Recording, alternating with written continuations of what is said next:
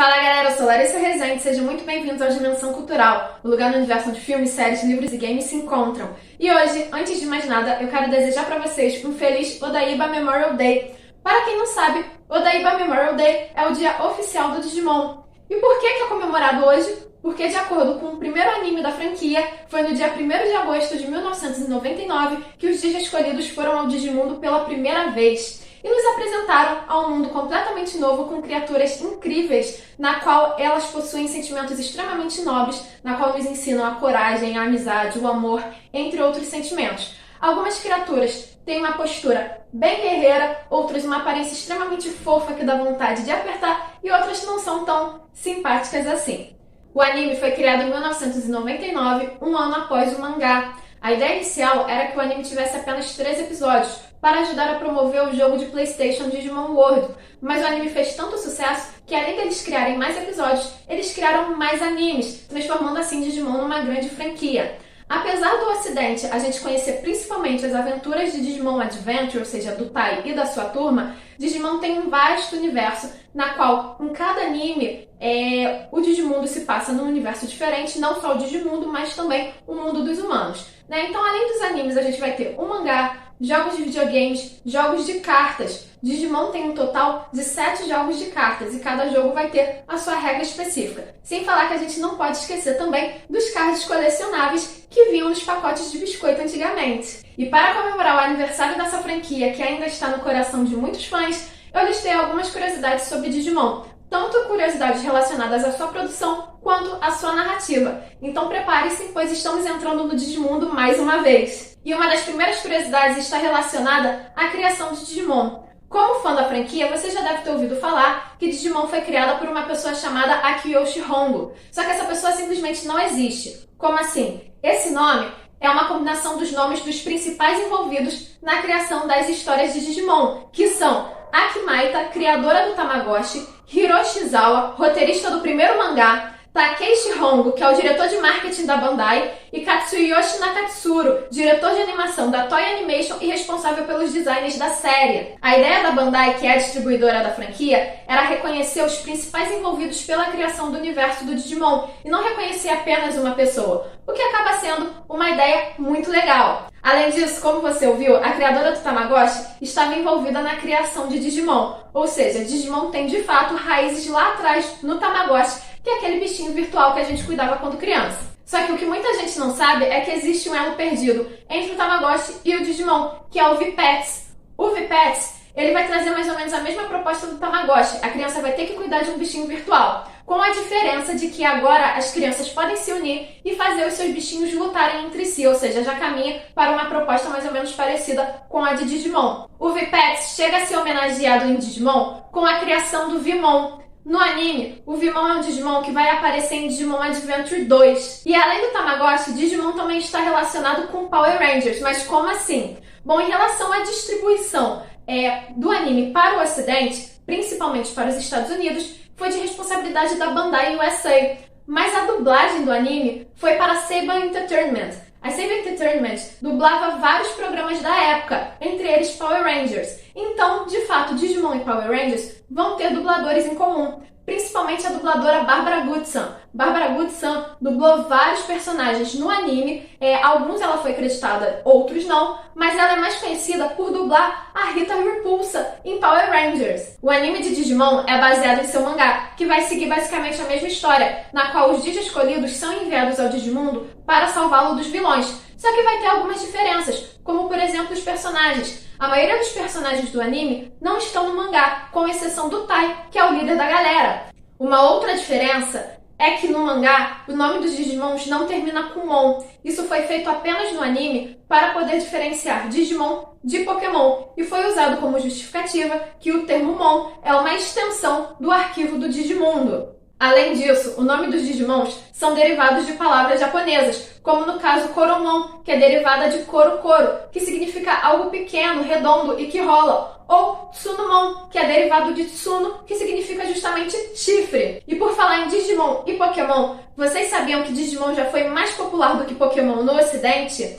Isso foi determinado pela Nielsen. A Nielsen é uma empresa que determina a audiência americana. Em maio de 2000, eles viram que Digimon foi um programa assistido entre o público de 2 a 11 anos, superando Pokémon, que nessa época estava em suas aventuras na Ilha Laranja. Obviamente, o fã de cada franquia vai acabar criticando a outra pelas suas semelhanças, mas nós temos que reconhecer que cada uma tem o seu valor, principalmente em mídias diferentes. Por mais que Pokémon tenha aí uma longa estrada de anime, é óbvio que ela se supera muito mais no videogame, enquanto Digimon acaba tendo histórias de anime muito mais complexas por trás do enredo principal. Então fica separado assim, né? Vamos combinar que Pokémon lidera nos videogames e Digimon lidera nos animes e todo mundo fica feliz. E de todos os Digimon, o primeiro a ser criado vai ser justamente o Agumon. O Agumon é um Digimon do tipo novato, réptil e de atributo vacina. Se vocês quiserem saber um pouco mais sobre os atributos dos Digimons,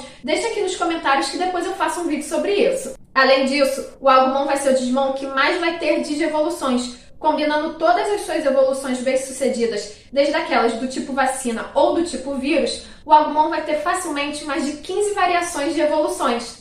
E já chegando ao anime, é importante a gente saber que, assim como qualquer outro anime, Digimon também vai sofrer censura, desde a sua origem, já que o mangá de Digimon era um mangá muito mais violento e sombrio, com uma carga dramática muito maior. E para, obviamente, conquistar todos os tipos de público, conquistar principalmente uma faixa etária menor e a censura não bloquear, eles decidiram suavizar as histórias no anime. Eu não sei quem falou pra Toei que a carga dramática do anime tá suavizada, porque eu não aguento mais chorar por Digimon, né? A Toei traz no anime uma carga dramática muito grande, com vários assuntos delicados, obviamente, por baixo da trama principal, mas a gente consegue reparar. E agora, principalmente, a coisa piorou, né? Porque eles acreditam que só porque os fãs do Digimon amadureceram, ficaram mais velhos, as histórias têm que amadurecer também. Não, não precisa, tá, Toei? Eu gosto de histórias bem infantis no universo de Digimon com um final feliz. Você não precisa trazer um final dramático que me faça chorar desesperadamente a cada anime ou filme novo.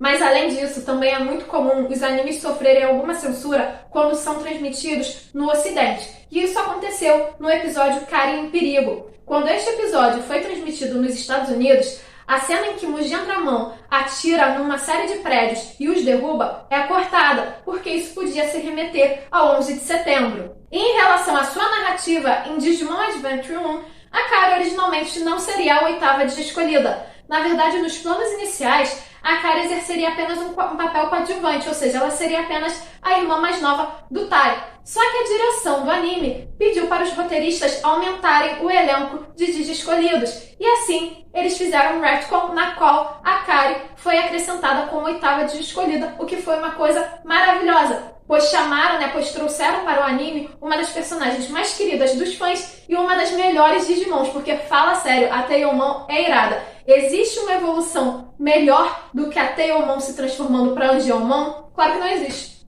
E ainda em relação a Kari, a gente sabe que o fato dela ser a oitava criança foi revelado no arco do Myotismon, na qual o Myotismon invade Odaiba e prende todos os moradores de Odaiba através de um intenso nevoeiro. E vocês sabiam que esse nevoeiro realmente existiu? Os escritores de Digimon, a fim de obter uma pesquisa mais detalhada sobre a região, visitaram Odaiba, e a partir do momento em que eles saíram de Odaiba, a região foi coberta por uma neblina extremamente intensa. E aí, quando eles viram isso, eles decidiram que esse episódio da neblina faria parte da narrativa do anime. Uma outra curiosidade em relação aos Digi escolhidos originais é que Matt e Sora sempre estiveram destinados a terminarem juntos. Como a gente sabe, no final do Digimon Adventure 2, mostra os Digi escolhidos adultos e a gente consegue perceber que o Matt e a Sora estão casados e tiveram filhos, mas isso estava previsto desde o primeiro Digimon. No momento em que a Sora estava envolvida por uma grande escuridão, por uma grande depressão, somente o Matt foi capaz de tirá-la. Então, isso já foi um sinal. Obviamente, não foi um sinal muito aprofundado, pois não era a intenção dos roteiristas, nesse momento, trazer assuntos românticos dentro do anime. Mas isso já era visto pelos fãs, que consideravam que existia um triângulo amoroso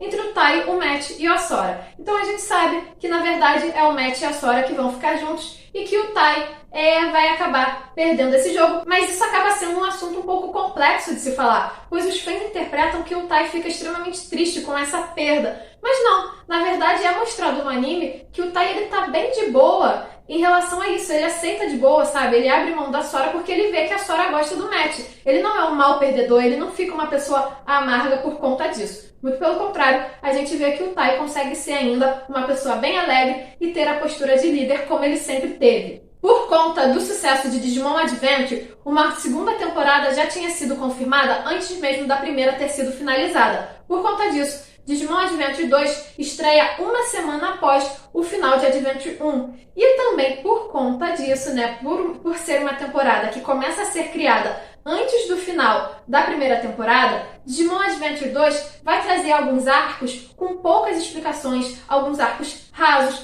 alguns arcos narrativos que vão ser mais vão ter o papel maior assim de preencher um buraco deixado pela narrativa. Consequentemente, os roteiristas vão acabar trazendo enredos na qual vão deixar algumas perguntas soltas sem serem respondidas e outros enredos que tinham como ser muito promissores, mas acabam não sendo muito aproveitados na série, como é o arco do Dark Ocean. O Dark Ocean é um mundo completamente dominado pelas trevas, na qual o Ken e a Kairi são envolvidos por eles, né? O Dark Ocean é um mundo na qual vai promover pensamentos ruins e até fazer com que esses pensamentos ruins se concretizem. Tanto que é dado ao Dark Ocean o motivo pelo qual o Ken vai virar o Imperador Digimon no início da saga. Então, por conta dessas discordâncias entre os roteiristas, por conta dessas falhas, desses buracos, desses arcos que servem apenas como preenchimento, a segunda temporada de Digimon não vai ser tão bem recebida pelo público como foi a primeira. Além disso, tiveram outras propostas na narrativa de Digimon Adventure 2 que foram descartadas, como o fato do Matt ter sido um vilão na segunda temporada. A ideia original é que acontecesse uma reviravolta no destino do Digi escolhido e ele se tornasse o primeiro vilão de Digimon Adventure 2. Essa ideia foi descartada, né? A ideia do Matt ser o vilão foi descartada, mas toda a proposta não. Tanto que essa proposta foi passada para o Ken, que foi o personagem que se tornou o Imperador Digimon. Além disso, a gente vai ter também o conhecimento de que o Wormmon, que é justamente o Digimon do Ken, teria uma digievolução pelo Digiovo, ou seja, uma digievolução de armadura. Como a gente sabe, no início de Digimon Adventure 2, os Digimons não conseguiam evoluir de uma forma natural, com o Digivice, com os brasões. Eles precisavam de uma forma antiga de digievolução, que era a digievolução pelo Digiovo. Então isso vai trazer uma nova forma de evolução para os Digimons, que é a digievolução de armadura. O Wormmon, ele também vai ter uma digievolução pelo Digiovo, que é o Bukemon. Só que essa digievolução não vai ser mostrada no anime. Eles preferiram, por conta de como o enredo se seguiu, né, foi seguido para a conclusão do enredo do Ken, eles preferiram não mostrar, né, não fazer com que essa digievolução aparecesse, até porque àquela altura do campeonato não tinha mais necessidade deles precisarem do Digiovo. E após Digimon Adventure 2, foi produzido um terceiro anime da franquia, que é Digimon Tamers. Digimon Tamers vai acontecer num universo completamente diferente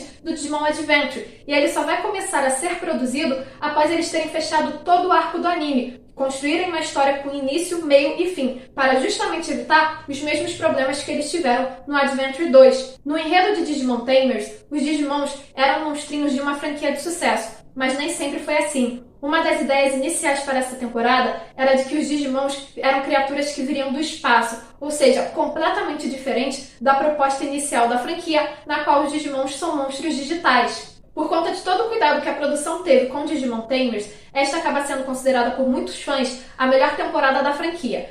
Eu não considero, Digimon Tamers, que me desculpe, eu sei que é uma temporada sensacional, mas eu sou muito fã do Adventure, que é a origem de tudo, então eu preciso idolatrar o Adventure, mas eu reconheço que a nível de música de abertura, Digimon Tamers tem a melhor música de abertura brasileira de todos os Digimons. Nenhuma outra abertura brasileira de Digimon supera Lendário Sonhador. E a última curiosidade está relacionada às referências mitológicas e religiosas de Digimon. Quando a gente vê o anime, pode não parecer com todos aqueles monstros que misturam insetos, armas e outras criaturas, mas Digimon vai ter uma profunda mitologia por trás da sua criação. Na verdade, algumas curiosidades já aparecem nos programas. No filme do Digimon, quando o Digiovo emerge do computador, o texto que aparece atrás é uma citação do Salmo 109. Ou então, em Digimon Adventure 1, quando Meotimon renasce na sua forma bestial, é mostrado um trecho da Bíblia falando justamente sobre o número da besta, né? Mas tirando essas citações especificamente dentro da religião cristã, Digimon também vai ter uma série de referências mitológicas. Teremos Digimons relacionados a diversas mitologias. Mitologia grega, egípcia, nórdica, babilônica, a própria mitologia japonesa. A verdade é que por trás da criação de todos esses monstrinhos, os produtores pesquisaram profundamente diversas culturas de todo o mundo. E essas foram algumas curiosidades de Digimon, que hoje pode ser até considerado um anime cult, mas que ainda existe muita demanda em relação a ele, tanto no Ocidente quanto no Oriente. E é por isso que eu te desejo um feliz Odaiba Memorial Day. E como diria o narrador da primeira temporada de Digimon, o portal para o Digimundo pode se reabrir a qualquer momento se você acreditar. E aí, gostaram dessas curiosidades sobre Digimon? Quais curiosidades vocês não conheciam? Quais outras curiosidades que vocês conhecem, mas eu acabei não falando aqui no vídeo? Deixe a opinião de vocês aqui nos comentários e não se esqueça de curtir esse vídeo e de se inscrever no canal para continuar acompanhando as nossas aventuras. Nos vemos na próxima!